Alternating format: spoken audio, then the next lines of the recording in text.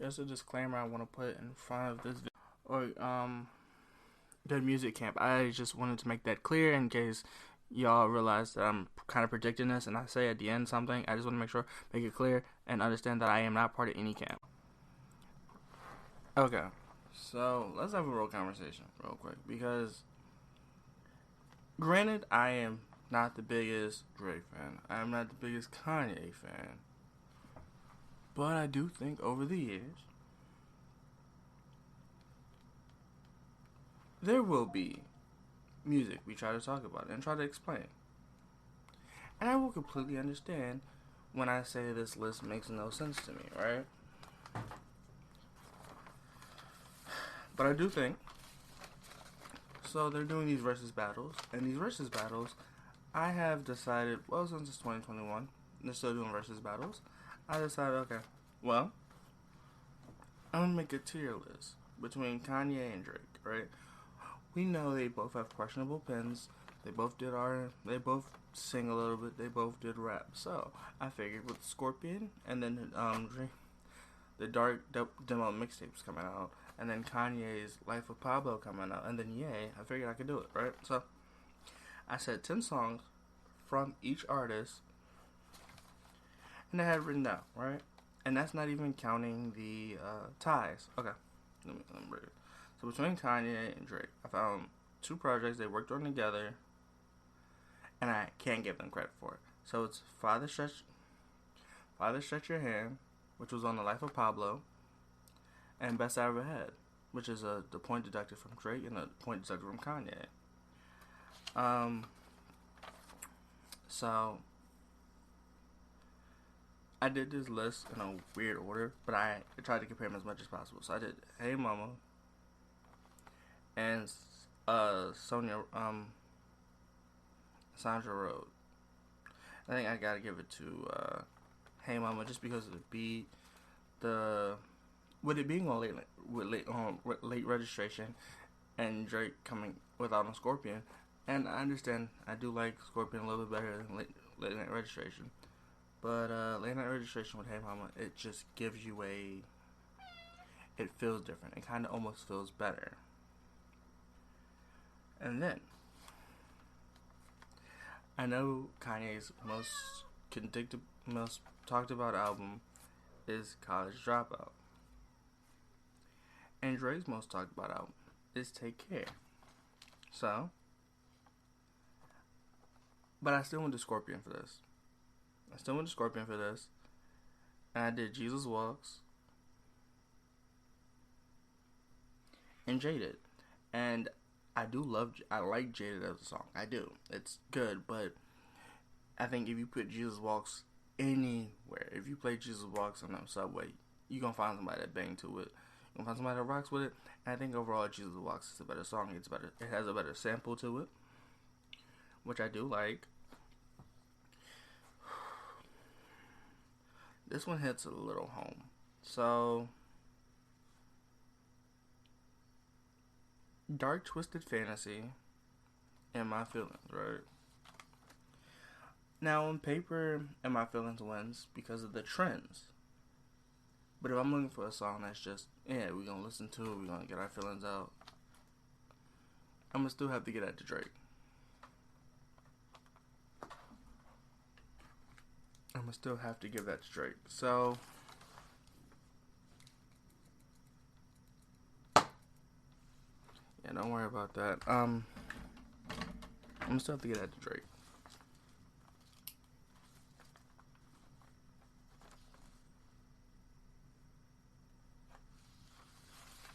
And then we get into these songs, which I think are great songs. We go into The Good Life, an 8 out of 10. So The Good Life, if I remember correctly, was featuring T-Pain. An 8 out of 10 didn't have anybody. So I pushed that to the side. And I didn't do that. I did 8 out of 10 and 30 hours. Because my original lineup was Good Life and 8 out of 10. But 8 out of 10 has a Birdman feature and a T-Pain feature for Good Life, which that's another story. That's another level. We'll talk about it later. But 30 hours and 8 out of 10. Well, 8 out of 10 is a good diss. Was a good diss song. 30 hours, personally, even though I know Kanye didn't write all of his stuff, and both of these songs might have low questionability to them. I'm gonna have to go 30 hours, just because 30 hours is just. It's more like in a bounty move. While 8 out of 10 is not a bad song, it just feels like a diss track, and you can kind of tell there's no subliminals. There's the beat is still like a Scorpion mellow beat. It's not like a Life Out of Pablo where the beat was like bouncy. Then again, like I said, Kanye is good with the samples. Okay. Now this, personally for me, is a weird one because I did Draft Day versus Famous, and I have to give it to Draft Day. Because Draft Day is just a better song, even though it did come out before Famous. Famous just does not hit the same way Draft Day does. Now this is probably the most interesting one I put on here. Devil's in a New Dress, Free Spirit. I understand the Free Spirit one, right? But Rick Ross, especially feature-wise, did better with Devil's in a New Dress. Even though I will say Kanye had the better verse between the two, for me personally. Yeah, I have to give it to Devil's in a New Dress, even though I don't like Rick's verses.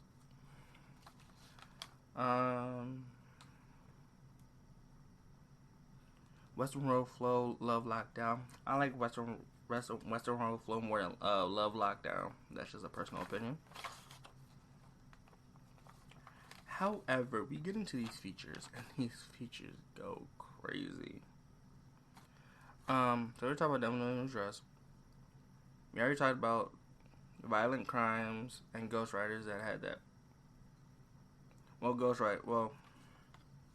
Ghost Town and With You, they both have Party Next Door features. And I might be a little biased towards Party Next Door, but I do think, even though he is from the OVO camp, I think the better ad-libbed and backup is definitely Ghost Town. Ghost Town is just a song from Kanye's J album, but it stands out over time. You can go back and listen to it, and there's still a little bouncy to it.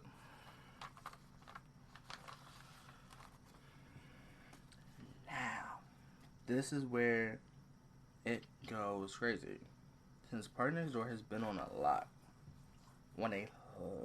of songs, right? Well, I don't know, a lot of people might not know this, but on Light Up, Jay-Z is on that one. He was on that song by Drake. But also, in Paradise, right? Like, Paradise on Watch Your Throne is still, to this day, one of the most legendary songs to ever come out from a Jay-Z and Kanye collab. Either that or Big Brother. And that's why I have to give it to Ye. I understand everybody's saying, this is going to be a close battle. But if I have to give it to a person with a Jay-Z feature, I have to give it to Ye. Because Watch the Throne was that good. But these are just my personal opinions.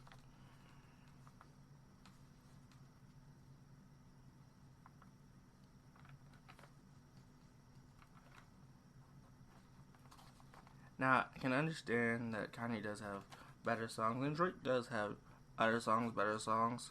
Like Rose, he has The Lord Knows, but I still think Devil's in a New Dress just stands better for a Rose feature. Drake also does have, and honorable mentions, Diced Pineapple. Which I like Diced Pineapple, but it's repetitive, and I still think Rose doesn't have the best verse on that song, which I can understand because it's not his song, but it still doesn't feel like amazing. Wow. Power is one of Kanye's songs, and Runaway is a good Kanye song, but they're overhyped, and I just don't like these songs personally. Deep Pockets, I'll put what I wonder, and I think I wonder would win over Deep Pockets. Even though I do like Deep Pockets theory, I love. You know what? Actually, change it. I'll go Deep Pockets.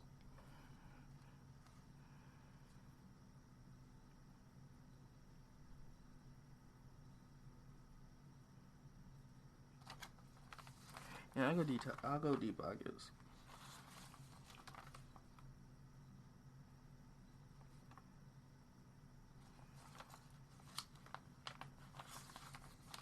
And overall, I do think, with Violent Crimes being one of his songs that were on the Ye album, also was All Mine. I Thought About Killing You, which was on the Ye album, and then Wake Up Mr. West, which was on the Late Registration. Heard him say Late Registration, Heartless, 808 and Heartbreak, which I do like Ye's other projects. But when I was coming to 10 songs that had the fame, the popularity, and that had good lyricism, it just came that way. It just came to be that I think we didn't hear a lot of Graduation. We heard some, but not a lot of Ye. We didn't hear any Yeezus. We heard The Life of Pablo, significantly enough. We heard Late Registration, and we heard a little bit partial, a second of College Dropout. And I think overall, Drake overall does have a catalog. He does. Now, me personally, I don't give him Take Care. I do like Take Care as an album, but I do know that him and The Weeknd had a conversation about Take Care. The Weeknd saying he gave it half. I don't technically know if that's true, but I do take The Weeknd's word and say he gave Drake half of that album, which it doesn't discredit Drake, it doesn't discredit The Weeknd, but it does put a stain on Take Care, even though I do love Take Care. I love Take Care, I love Views. Deeply rooted, I do love both of his albums. But you hear some Scorpion. You do hear some Scorpion in the Drake catalog that I picked. You hear some dark demo tapes that came out recently. You do hear that. But I think Scorpion had the bigger impact. And then you had the Care Package, which came out early 2009, but he dropped in 2019. On Murder with the and now that I'm thinking about it, the Rose verse on Golden Roses would stand time between Devils on a red dress and a new dress, but I still would have to get the Devil in a new dress. Just because Rose and Drake, they don't miss, but it's not like a Kanye and Rose where you don't expect it to miss, you expect the samples, the ad-libs. And I think that's the thing. I think the way Kanye produces is the reason why he stands out. Like, I thought this was going to be a one-sided battle with Drake. But I think looking at this, the way Kanye is extremely good at sampling stuff just puts him above a lot of people, even if he doesn't write his stuff. And even though, yes, they do both have questionable pens, and 40 is producing, you got people writing, you got stuff like that, and that's good. I don't mind it, but you feel it. And I have my own thing with the Dark Matter tape. Anyway, that's on another subject of how the dark demo tapes, I rate that. I'm still rating that to this day. I rated it a 6, I believe, 6 or 7, I believe. But I'm still going back to listen to it just to see if it ages like wine. So overall,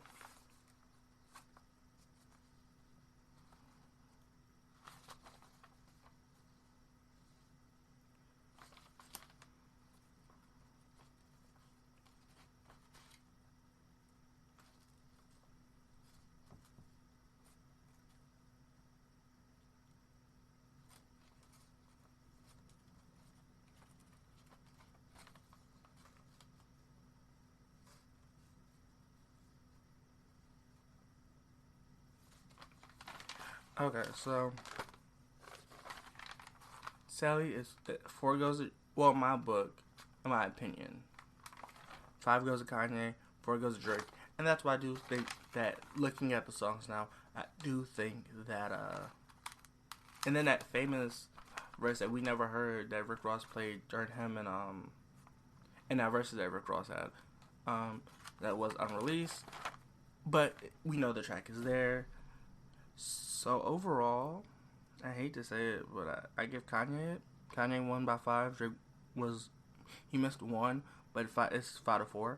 And remind you, I did take Best I Ever Had out and Farther Stretch Your Hands, which were both on their earlier projects. They're almost like mixtape projects. So I deducted 2 points from that. Didn't really go into the mixtapes. Besides, I did go into Drake's one mixtape, Light Up with the Jay-Z, which is I do find entertaining. I do. And